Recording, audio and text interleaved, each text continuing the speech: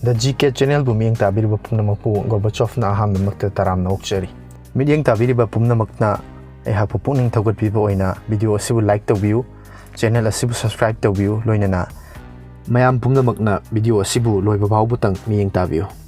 Ngasigi video asi hodringagi mangoinana adomgi screen da uriba contest asigi matangda hena khangbinamagidmakta I button da piriba link natragana description da piriba mamangi episode number 5 pu miyeng tabiu. Ngasigi video asi matang asida haujarage.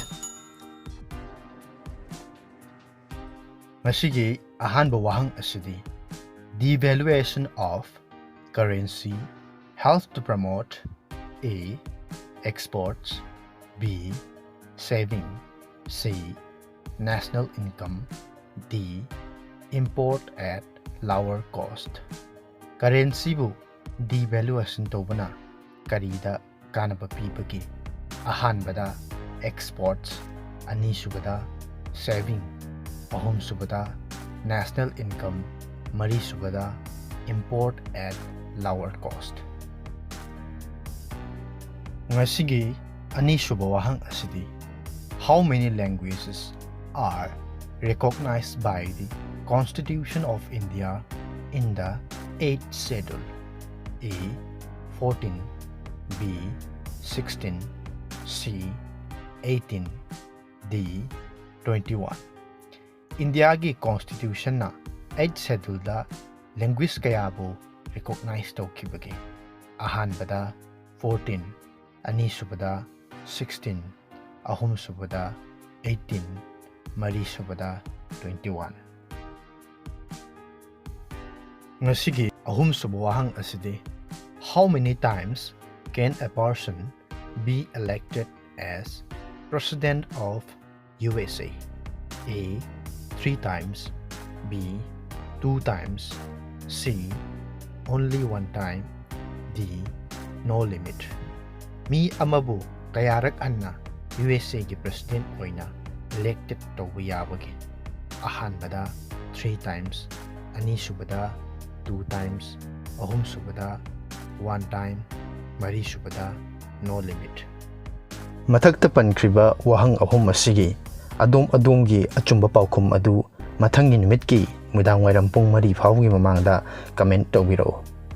Haiba question ahum asigi achumba paokhum pibirakpa comment pibirakpa miyoi ama khangatcharaga mathangi video da mahaki ming adu laukthokchagani amasung haiba question ahum asigi achumba paokhum su mathangi video da haidokchagani.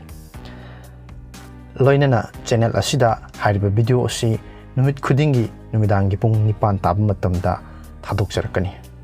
Mamangi video da hangjakhiba wahang ahum ahanbada Damodar River is the sorrow of A.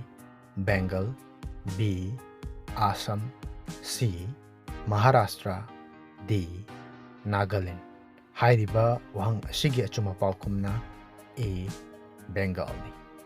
Ani suba wahang da the coldest planet in our solar system is A. Uranus, B.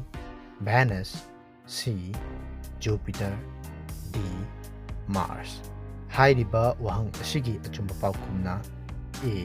Uranus ni. Ahum suba wahang da the Mughal emperor who wrote his autobiography was A.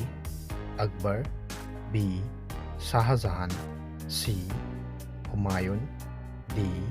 Babur. Hairiba wahang asigi achumba paokhumna D. Babur ni. Loinana hairiba wahang sing asigi achumba paokhum pibirakpa miyoi adudi Gita Gurmayum Sarmani. Video asibu yengbiba amasung comment tawbibagidamak adombu thagatchari. Miyeng tabiriba pumnamakna video asibu like taobirammu, share taobirammu, loinana channel asibu su mapung phaba channel ama oinabagidamakta subscribe taobirammu, loinana anauba video ama hek lakpaga khangnabagidamakta bell icon da nambiu. Miyeng tabiriba pumnamakpu ngasigi oinadi kainanaba yathang nijari mathangi video da amuk thengnarasi mayam pumnamakpu Gorbachov na amuk hanna thagatpa phongdokchari.